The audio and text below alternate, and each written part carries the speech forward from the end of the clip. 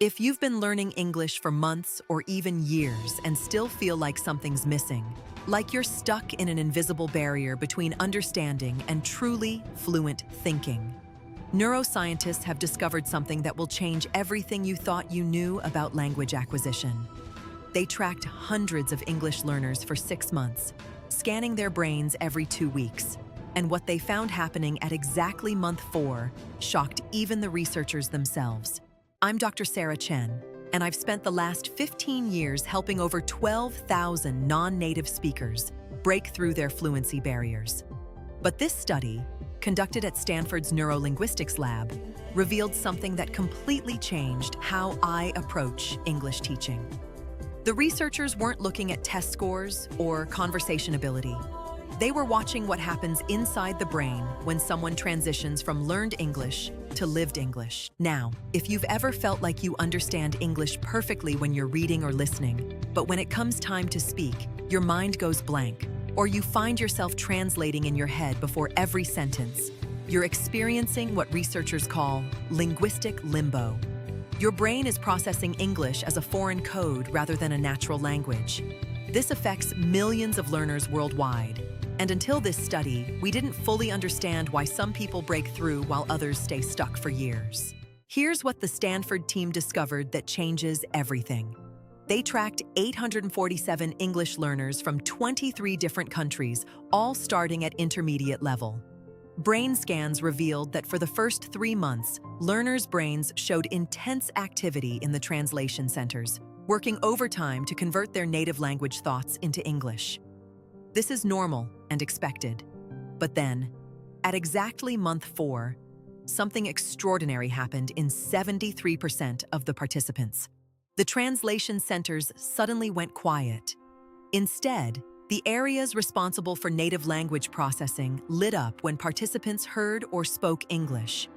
Their brains had literally rewired themselves. They weren't translating anymore, they were thinking directly in English. The researchers called this neural language switching, and it happened so consistently at the 4-month mark that they could predict it with 89% accuracy. But here's the part that shocked everyone, including me when I first read this study. The 27% who didn't experience this breakthrough weren't less intelligent or less dedicated. In fact, many of them had better grammar test scores and larger vocabularies than the breakthrough group. The difference wasn't in what they knew about English, it was in how they practiced English. And this is where everything we thought we knew about language learning gets turned upside down. Wait, before we dive into what separated these two groups, I need to show you something that will completely change how you think about your English practice. The researchers didn't just scan brains. They recorded everything these learners did for 6 months. Every conversation, every study session, every English interaction was logged and analyzed. What they found about the breakthrough group's daily habits was so counterintuitive that it initially seemed like a mistake in the data. The breakthrough group spent 40% less time studying grammar rules and vocabulary lists compared to the non-breakthrough group. Instead, they engaged in what the researchers termed cognitive load conversations. These weren't casual chats about the weather. They were discussions that required them to think deeply, express complex ideas, and navigate nuanced emotions, all while using English as their thinking language rather than their translation language. Here's what a cognitive load conversation looks like in practice. Instead of asking, "How was your day?" which triggers automatic responses, breakthrough learners asked questions like, "What's something that challenged your assumptions this week?" Or, "If you could redesign one aspect of your city, what would it be and why?" These questions forced their brains to construct original thoughts in English rather than retrieve memorized phrases. The neurological explanation is fascinating. When you're forced to create original thoughts under cognitive load, your brain can't rely on translation shortcuts. It has to build new neural pathways that connect ideas directly to English words and structures. This is why breakthrough learners showed increased activity in the brain's creativity centers during English tasks, while non-breakthrough learners showed activity in memory and retrieval areas. Just last month, I received a message from Elena, one of my students who had been stuck at intermediate level for 2 years. She said, "Sarah, I finally understand what you meant about thinking in English. Last week, I caught myself having an internal argument about whether to change jobs, and I realized I was thinking the entire debate in English without translating a single word. This is the exact neural transformation the Stanford study documented. Now here's the advanced technique that most teachers won't share because it feels almost too simple to be powerful. The breakthrough group didn't just have cognitive load conversations with other people, they had them with themselves. They practiced what researchers call internal English monologue for just 15 minutes daily. But here's the critical part. They weren't rehearsing presentations or practicing grammar structures. They were having genuine internal debates about topics they cared about. Be careful here, though, because the biggest mistake people make when they try this technique is turning it into a grammar exercise.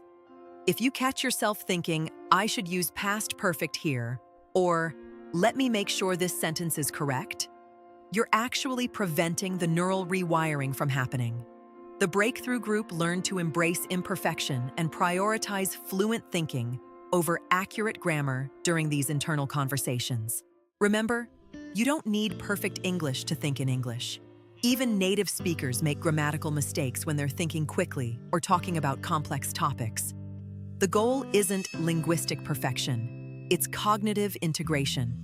Focus on expressing your real thoughts and opinions in English, even if they come out imperfectly. Your brain will naturally refine the grammar as the neural pathways strengthen. So there you have it. The month 4 breakthrough that neuroscientists discovered happens to 73% of successful English learners.